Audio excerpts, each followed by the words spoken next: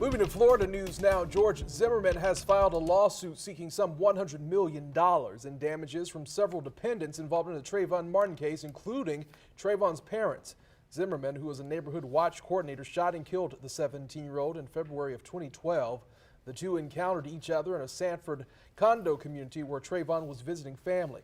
Zimmerman was found not guilty of second-degree murder in the trial that followed.